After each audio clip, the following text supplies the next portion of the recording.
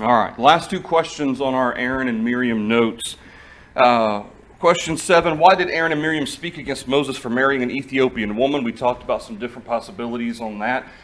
One could be that they were upset that he married outside of the children of Israel, which, I mean, that's certainly a valid, that's a valid possibility. I'm not saying it's a valid reason to speak against him, but it's a valid possibility that that could have been one of the reasons. It could have just been an excuse, though, due to perhaps some sibling rivalry and the fact that they talked about the fact, aren't we just as important as Moses? Doesn't God speak to us just like he does Moses? And so there may have been a little bit of jealousy or rivalry there, and this just kind of was the thing that precipitated the speaking against. Question 8, what of Miriam's characteristics do we not want to emulate in our lives?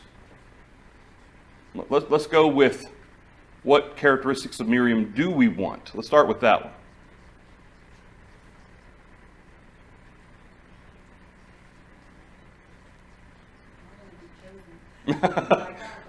Yeah, it's a great honor, wasn't it? Yeah. She was chosen by God to assist in that effort, obviously as a prophetess, and that's mentioned in the Psalms that she and Aaron and Moses were chosen. And so that certainly is an honor for her. So there's the fact that for whatever reason God chose her, God did. She obviously had great faith. She led the women in this great song of praise to God after the defeat of the Egyptians at the sea. So there's certainly that as well. Nolan? Serving her family, obedience to parents as a child or younger, whatever age she was. That's right. She was watching over her baby brother Moses. She was certainly a key or an instrumental in getting Moses being taken care of as a nursemaid by his mother. Quick on that. She was very quick. It's almost like she was waiting for it. Yeah, that's true. She was very aware, regardless of, she couldn't have been, I can't imagine she was much older than maybe 13 or 14. I mean, maybe she was, it's very possible, but I can't imagine she was that much older. So, I mean, for a younger person, she was very aware of everything that was going on. Anything else? What about not want? What characteristics would we not want to emulate from Miriam?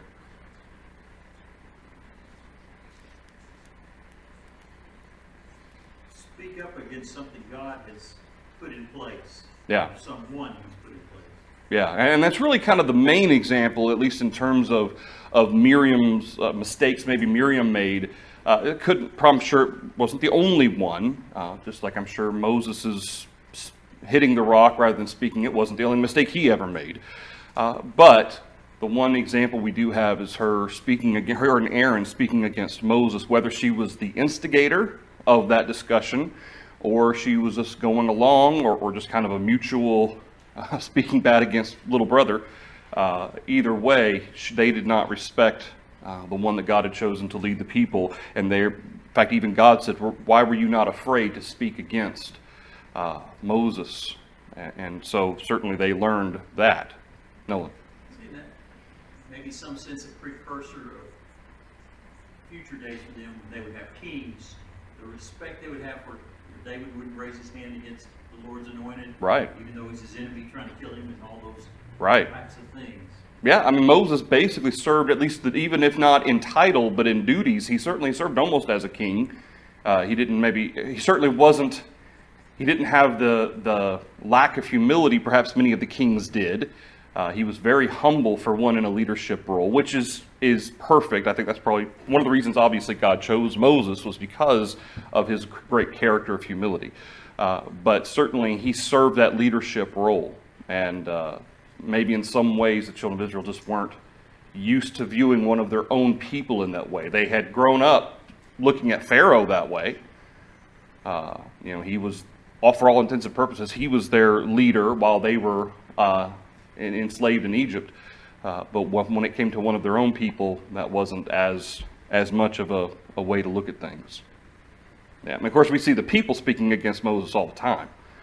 But Aaron and Miriam, especially being close to to Moses as they were, and they were to be representative of the leadership and the trust in the Lord that they were supposed to be, that one event certainly was one that God was right to punish mainly Miriam for that.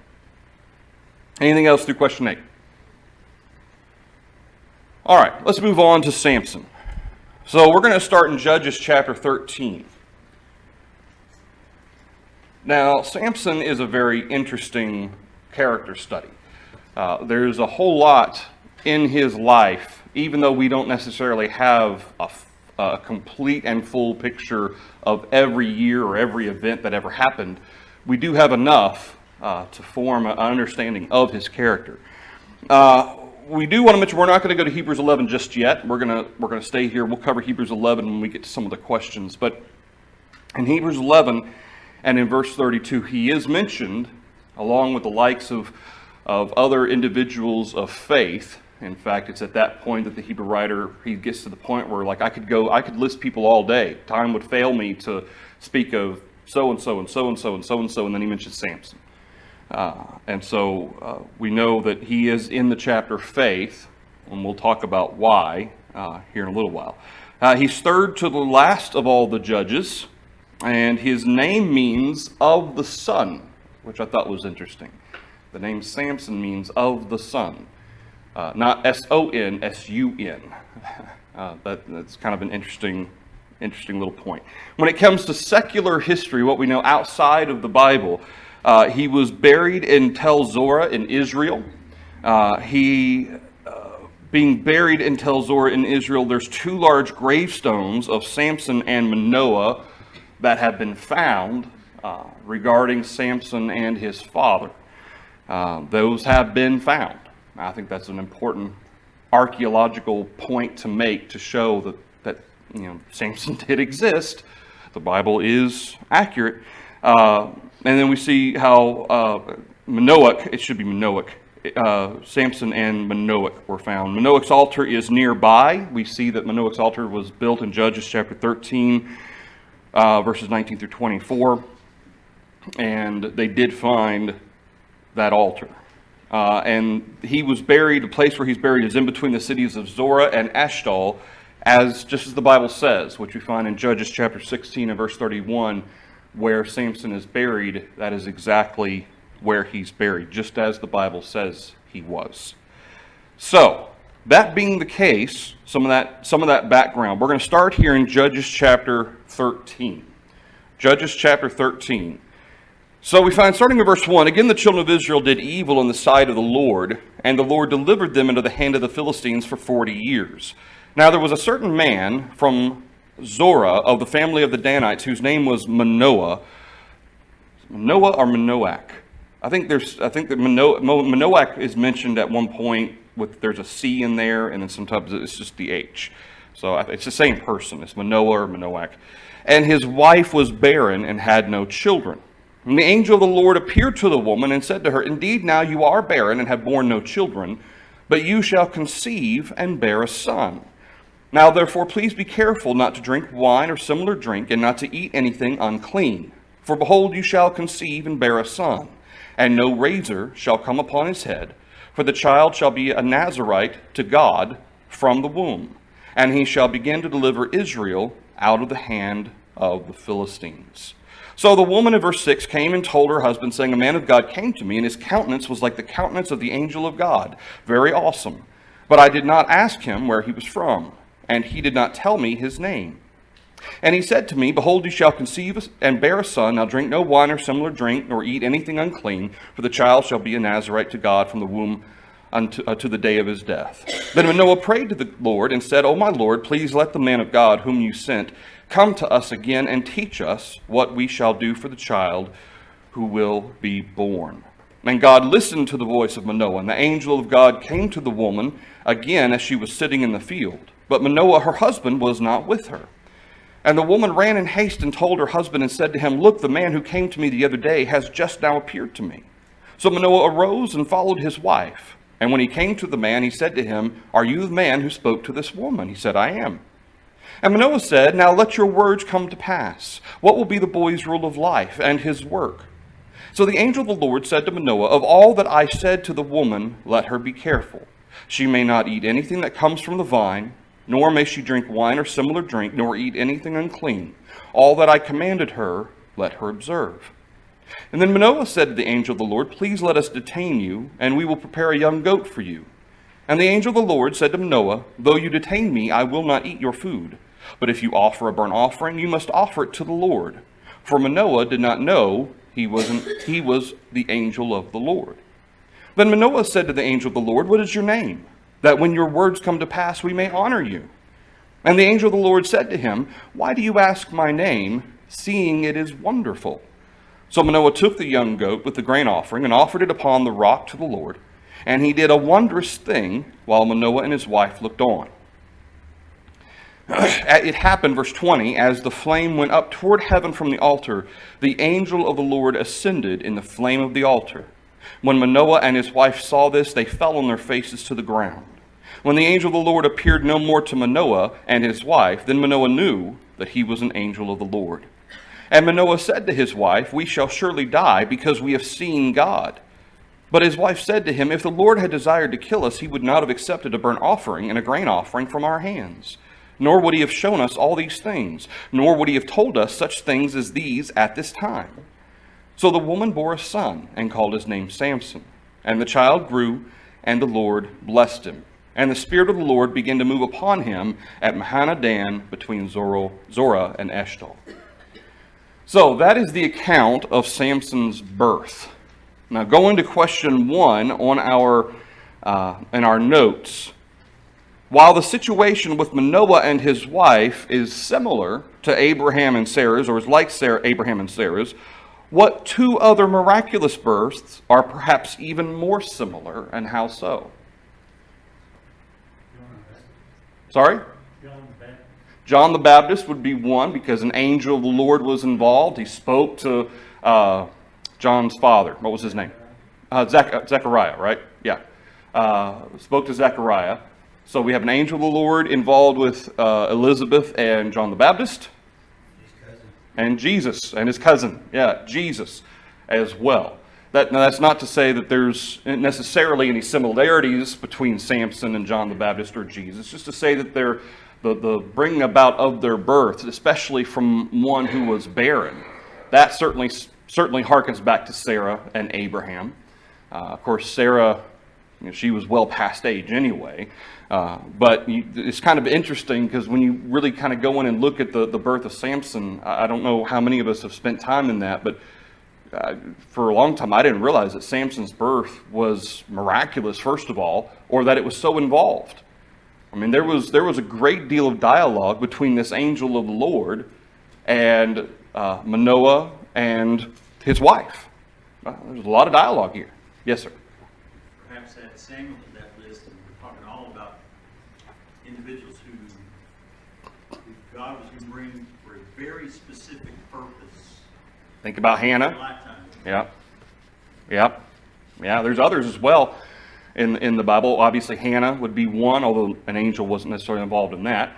But there's several examples in the Old and New Testaments of miraculous births, individuals who are born for a very specific purpose. Absolutely. Yeah. Anything through question 1? All right. So we see all of this. We go to chapter 14. Chapter 14, and really all of Samson's life is contained between chapter 13 and chapter 16. So these 4 chapters, 13, 14, 15, 16, 4 chapters. And we find in chapter 14, Samson gets married. We find starting in verse 1, now Samson went down to Timnah and saw a woman in Timnah of the daughters of the Philistines. So he went up and told his father and mother, saying, I have seen a woman in Timnah of the daughters of the Philistines. Now therefore get her for me as a wife.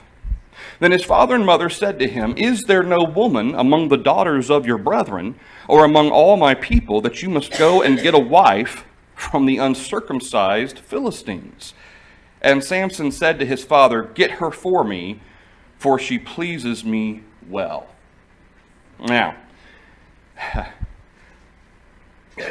it's hard to be able, you've got custom issues in terms of their traditions versus our traditions today. But Samson declaring that you're going to go get her as a wife for me. Not, first of all, he didn't ask. Okay, he said, go get her. Then when they brought up, well, can't you find somebody from your own people? Why are you going after these uncircumcised Philistines? There's verse 3. And Samson says, I don't care. I don't care. This woman is who I want. She pleases me well. Go get her for me. Again, maybe it's just a custom thing or a tradition thing, a society thing, and maybe there's not anything to read into this at all. But I do think it's interesting, given what we know of Samson's history going forward, that he tends to, how would you put it? First of all, he's easily influenced by women. Okay, we'll put it that way for one thing. He's we would say today, he's a sucker for a pretty face. Okay, that seems to kind of be a character, part of his character that we see. And not only that, but the fact that his mother and father ask him, why wouldn't you pick somebody from your own people? I don't know if Samson just didn't care about choosing someone who might be a bad influence on him, or if he was really just smitten with this girl. It's hard to say. But regardless, mom and dad didn't really like it very much, and he said, I don't care, go get her anyway. And this is kind of the beginning of the type of character we see from Samson. And again, maybe it could be that I'm just reading a little bit too much into this. Again, it could be a culture thing. But I wonder, and I'm just speculating here, I wonder if, because Samson was the chosen child, okay, as far as we know, he was the only child that Manoah and his wife had. It's possible that he was very spoiled growing up. And so when Samson demanded this girl from the Philistines, mom and dad, even though they didn't like it, they said, okay, we'll go get her for you, because it's possible maybe there was a little bit of spoiling taking place. I don't know. Again, that may be a culture thing, and I might be reading too much into it. But Samson's character is one that is, it's interesting. Any thoughts so far? I know the whole book, it says they all did what was right in their own eyes. So Yep. maybe his life is mirroring. That's right. A little bit about all of them. One of the whole reasons why God chose individuals to be judges, not just men, because who else was a judge? Deborah. Yeah, Deborah was a woman. They all did what was right in their own eyes. There was no real accountability for the people. Thus, God brought about these judges to help them stay accountable. So yeah, it could be that this is just one of those, kind of a symptom of the day in Israel. Yes, sir. There's so many dichotomies in this study in his Yeah. life. Yeah. His parents have been told before he's born, I'm going to give you the son, and he's going to lead the people to go against Philistine. Yeah. And yet from early on, it seems, he's always headed down that direction. Spent so much time down among the enemy. And Yeah. They're like, no, you shouldn't be down there. You should be back. So even one of the things, even though we may know, or God gives us a glimpse into his plan, the details and the hows and the whats he does, even the parents that have been told don't get They all don't this. understand it. Yep. As it's headed that direction, he's going to bring about the things God intends for him to do. Right. And in his characters that in my reading, Samson seems so many times self-serving, a loner. I'm going to avenge myself. Somebody's hurt me. Right. And yet God's using that for a greater, different purpose. Yeah. Yeah, that's absolutely right. And there's going to be a major application for that as well when we get down into some of our questions.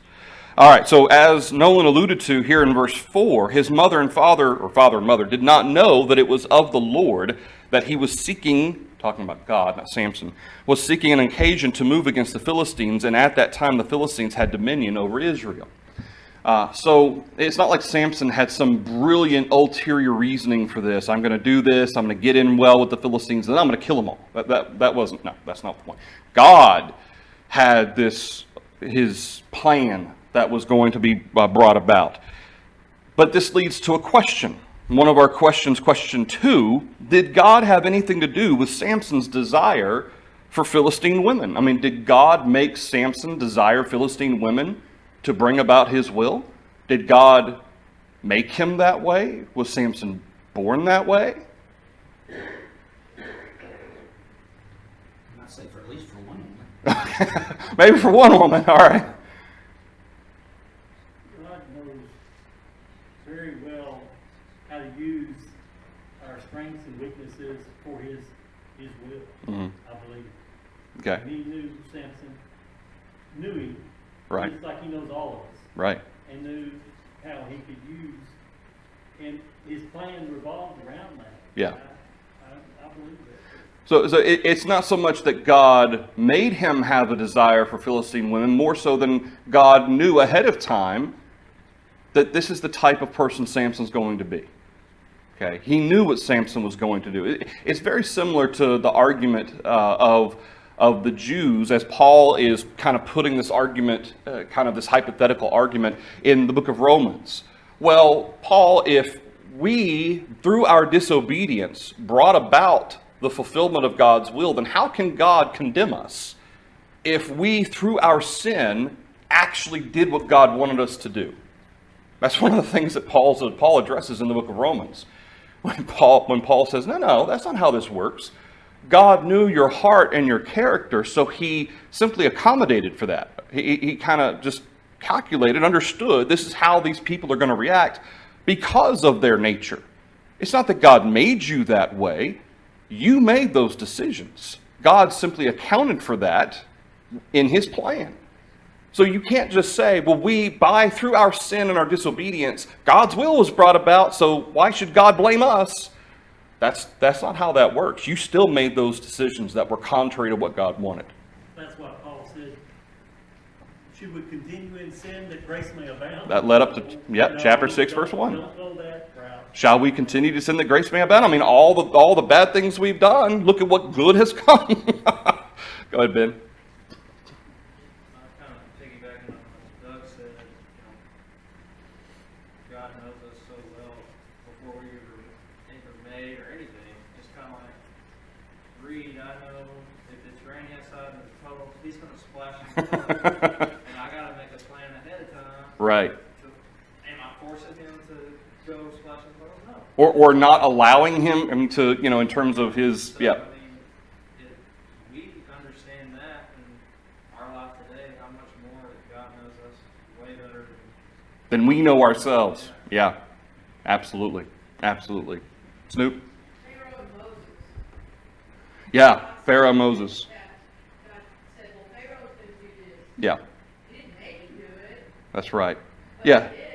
And the scriptures say God hardened Pharaoh's heart. Well, how did he do that? Well, God allowed Pharaoh to have that position of authority, being worshipped as a god. God allowed him all of that. And so Pharaoh, knowing his heart, knowing his character, knew exactly how he's going to react to all that stuff. Absolutely. God, he knows ahead of time what people's character are and how they're going to react. And so that's not forcing anybody to do anything. Pharaoh made that choice. I mean, we do too, like, sometimes I'll go to Tammy and I'll say, I didn't think I should be with this. Or we probably better do this one. If she knows the system or the person or whatever better than I do. Mm-hmm. And we all do it, Yeah. because we know that person's close. People have insight. Yep. Exactly. Yeah. Or the thing that's most helpful to me is people know how I come across. Yeah. So Tammy knows my heart, and she also knows how I come across, and she can help me temper what I'm doing, because how I come across sometimes is not really how I'm trying to. Right. Yeah. Big responsibility, Tammy. Yeah, absolutely. God did not make Samson choose to be attracted to Philistine women or to reject Israelite women.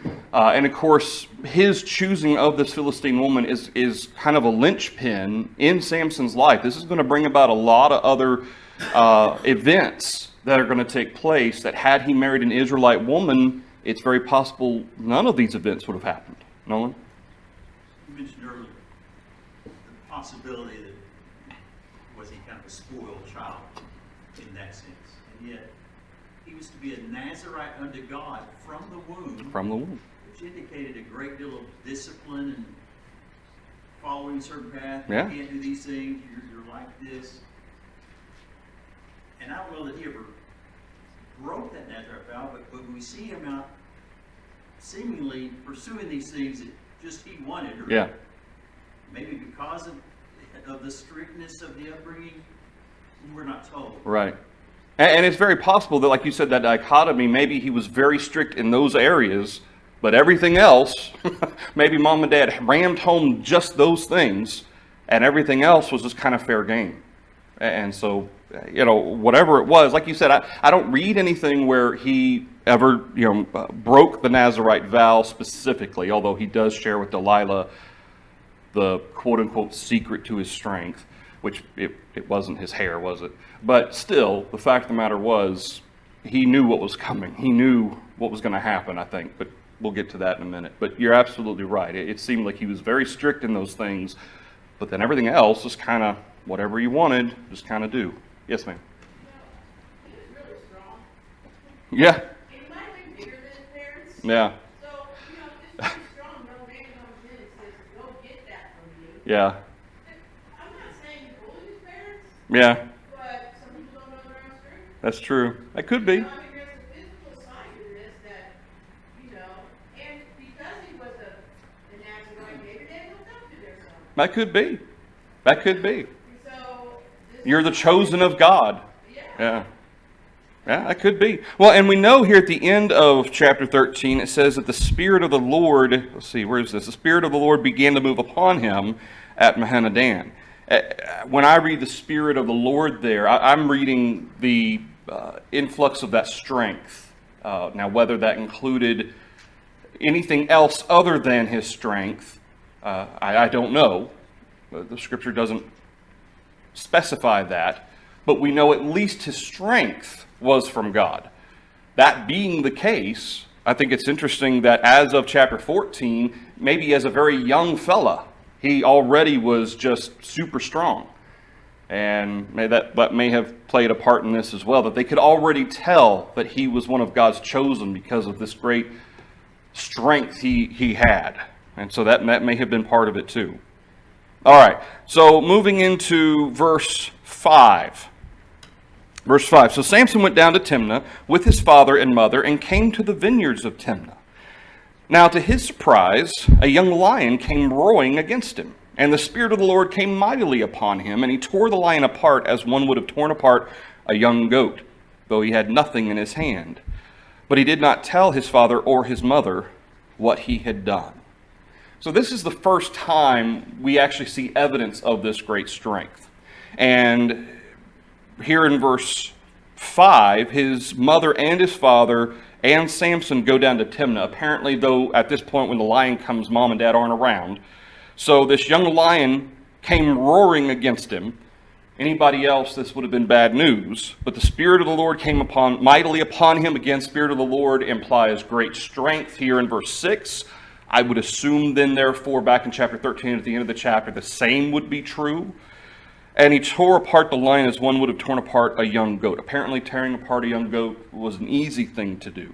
I've never torn apart a young goat. I don't know how easy it is. But apparently, this is one of those comparison type things that just as easy as it is to tear apart a young goat, Samson did that to the lion. But he did not tell his father or mother what he had done. I'm not sure if he's not telling them because he's embarrassed, or they might think that this was a bad thing. Why would you kill that poor lion? I don't know. Or, Samson doesn't generally come across to me as a humble dude.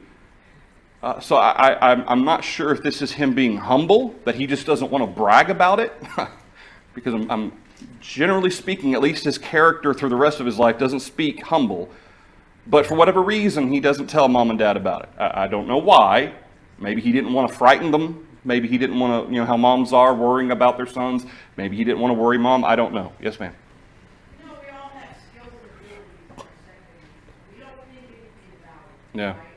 Something that's easy for you and you can do without thinking about it, I have to concentrate on. Yeah. And this could be for him like putting bread on a piece of butter. Yeah. It was easy. I didn't think about it. Yeah. Well, and again, we know the Spirit of the Lord came upon him at whatever the name of that place was, Mahanadan or whatever.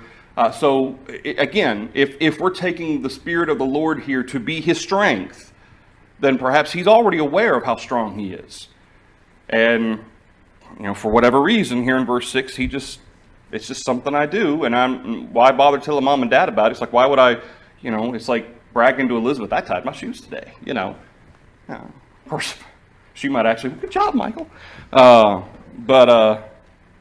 that's the way, it seems like, for whatever reason, Samson he doesn't tell mom and dad. So, for whatever reason, so then we see in verse 7, he went down and talked with the woman. This is this woman that he's desiring earlier in chapter 14.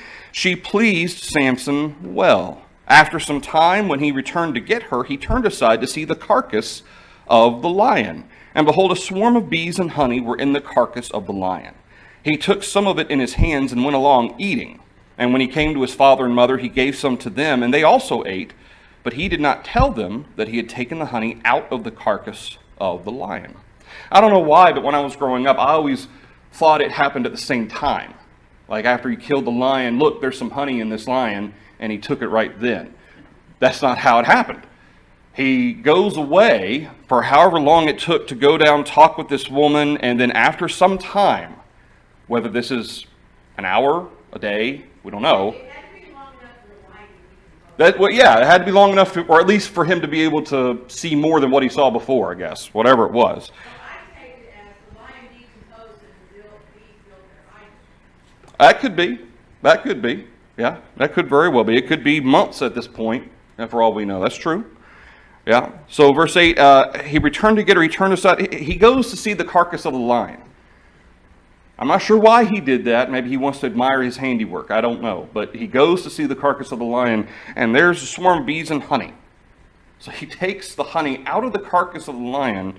He eats it himself, and then shares it with mom and dad. Now, I would want to know where my honey's coming from before I eat of it. Mom and dad don't ask any questions. They just eat it. But it's coming out of a decomposing lion. That's a little... Do you know where the honey is you get out of the store? It's in a bottle, Doug. Yeah, it's in a bottle. It's in a bottle. Yeah. That's where it comes from. It comes from a bottle. Vineyards, it would have been very common, I'm thinking, among vineyards in that setting Yeah. for bees and honey. So maybe they just found a home inside this line. But it's all in home. I mean, they sealed it up and everything, so it's not like it was in the rotting meat. Yeah. Yeah. I mean, I would do it. Would you? Absolutely. Because I don't think there was decomposing meat in that. Okay. I think the bees would build up high and decompose. That could be. And by this time, I mean, depending on how long it was, it could have just been bones at this point too.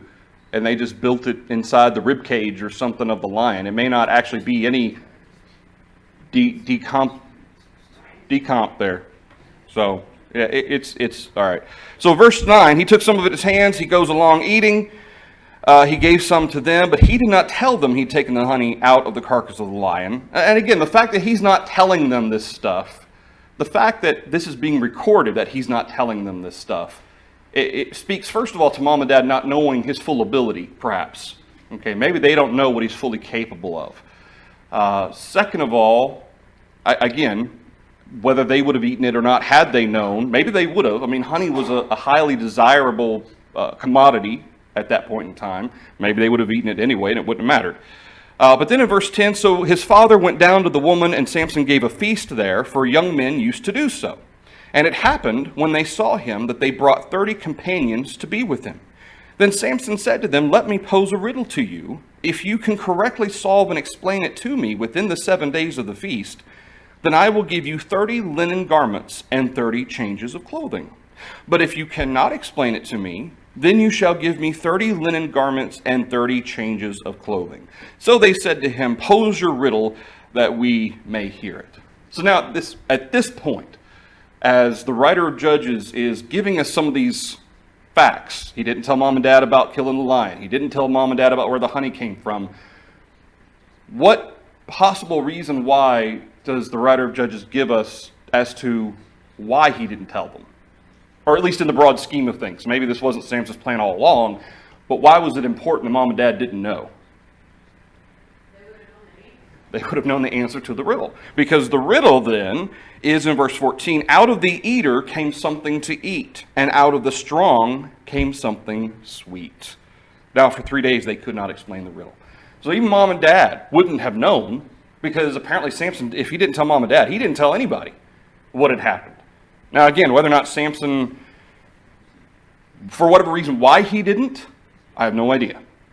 But it is serendipitous, coincidental, providential that he didn't, because now this provides a perfect riddle that nobody's ever going to get, because it happened to Samson. Noah? Just a side note along the way, you see in this Samson as a guy with no friends? Yeah. Again, not knowing the customs, and you're down here among the enemy to pick this woman and have this feast and all, but instead of bringing some friends with him, the enemy provides your 30 companions. friends to Yeah. hang out with and have fun, whatever. Yeah.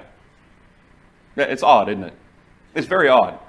And maybe, and again, maybe it had to do like the cross culture between the Philistines and the Israelites. Maybe that was an issue. You know, again, but we don't really read of any friends of Samson. We really don't. It's mainly just Samson, and that's it. But we find there in verse 10 that Samson gave a feast there for young men used to do so, which implies what at the time of the writing of Judges? This isn't something that they really, it's not part of our culture anymore. Or maybe this was just the culture when you had the Philistines and the Israelites in close proximity like they were. But regardless, at this point, this is no longer. So the writer has to explain that this was something that was customary. And it happened when they saw him, they brought 30 companions, friends. Okay, it's not like a bachelor party or anything like that, just individuals to be with him. And so Samson, they don't ask him for a riddle, he offers a riddle. And it's a riddle he knows they're not going to get. So it's not like I wouldn't say Samson's being friendly here. Okay, it sounds like Samson's, he's conning them. That's exactly what he's doing, I believe. He's conning them. He knows they're not going to get it. So notice what it says. If you can correctly solve it, I'll give you 30 linen garments and 30 changes of clothing. But if you can't, then you give me 30 linen garments and 30 changes of clothing. It's a con. It's exactly what it is. And they said to him, pose your riddle that we may hear it. All right. So he poses this riddle. Now for 3 days, they could not explain the riddle. But it came to pass on the 7th day that they said to Samson's wife, entice your husband that he may explain the riddle to us, or else we will burn you and your father's house with fire. Have you invited us in order to take what is ours? Is that not so? So perhaps a little bit of a extreme reaction here by these 30 friends. That's why they're not called friends. They're companions, because they're not friends at all. But they talk to Samson's wife, who at this point, and again, I don't know exactly what the custom was. Was it at the end of the 7 days and they are married, or the beginning of the 7 days they're married, and then it's like a 7-day wedding ceremony, wedding feast, whatever the case may be. But regardless, we know whether they were betrothed or actually married at this point. The Bible calls her Samson's wife. They go to Samson's wife and they say, hey, get your husband to tell you the answer. And if you don't, we're going to kill you and your father's house and burn you with fire. That's pretty harsh. That's pretty extreme. Huh? That's a big threat. Yeah. That's why they quit having this feast. That's why they stopped. This was the last one they ever had because of this. All right, we'll stop there. We'll pick up here in verse 15. Not next Wednesday. Keep in mind, we will not have service next Wednesday because of the carpet and the pews being fixed and so forth. So we'll pick this up 2 weeks from today. Thank you, everybody.